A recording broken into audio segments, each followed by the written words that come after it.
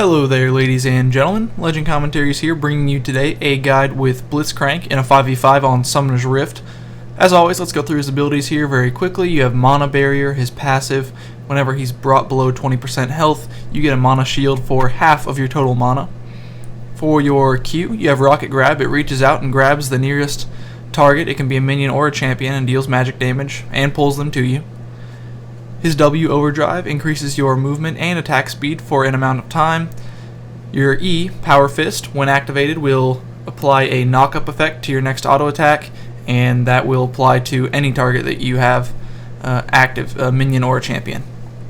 Finally, your ultimate passively arcs off and deals lightning damage to enemies. That's a single target spell and it will reveal you, so if you're in a bush and it arcs out to a minion, you will be revealed in the bush. And actively, it does AoE damage and silences the enemies caught within it for half a second. So it's good for disrupting channels, also good for preventing escapes after you grab someone with your Q and knock them up with your Power Fist. For my runes, I go for Armor Reds, Gold per 10 Yellows and Quints, and Magic Resist at 18 Blues. And for my masteries, I go for the Utility Tree, of course, getting my Gold per 10 and some movement speed, a little bit of mana regen, some experience gain, cooldown reduction, as well as that last mastery for summoner spells. And then I go down the defensive tree to get a little bit more durability, because you are going to be pulling enemies, you're going to be taking a lot of fire, so that does kind of help you out. So let's go ahead and get right into the gameplay here. As you can see, I am bot lane with the Xin Zhao, kind of a unique combination, and didn't really go with the meta of a ranged AD carry because this works really well. And you can see landing a pull, Xin Zhao does so much burst that it really works wonders with Blitz's knockup and his ability to immobilize his target, not necessarily for a long amount of time. He doesn't have any hard CC, but he does have that knockup. He does have his ultimate silence at 6, and you can do a lot of work. Like here, I see that Xin Zhao's coming up behind me, and as soon as Nautilus sees him here, he's going to want to get out.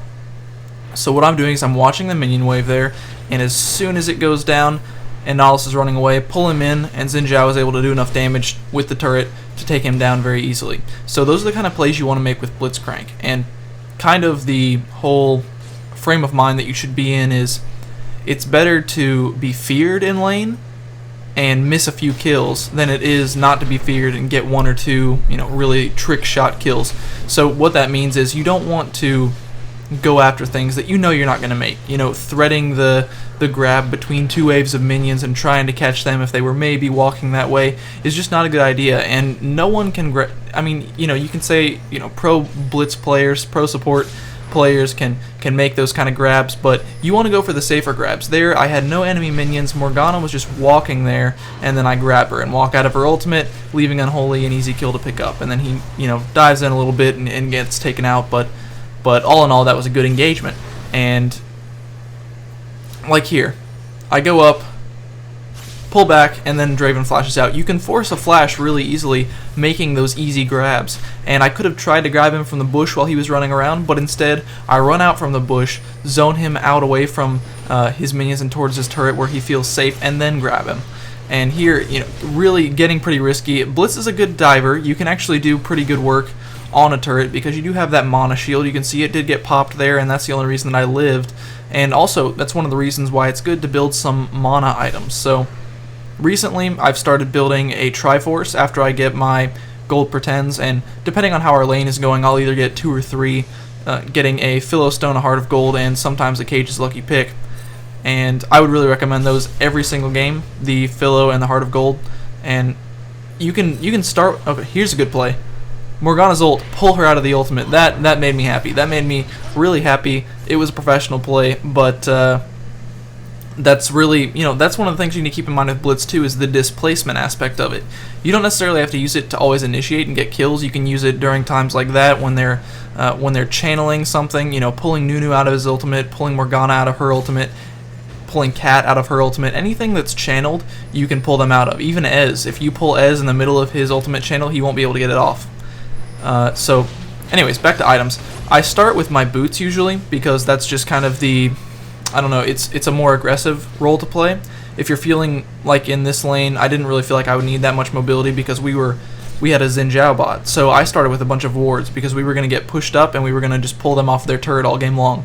and it worked out pretty well. I had enough wards to keep us with vision the entire game, and we didn't really get ganked that often.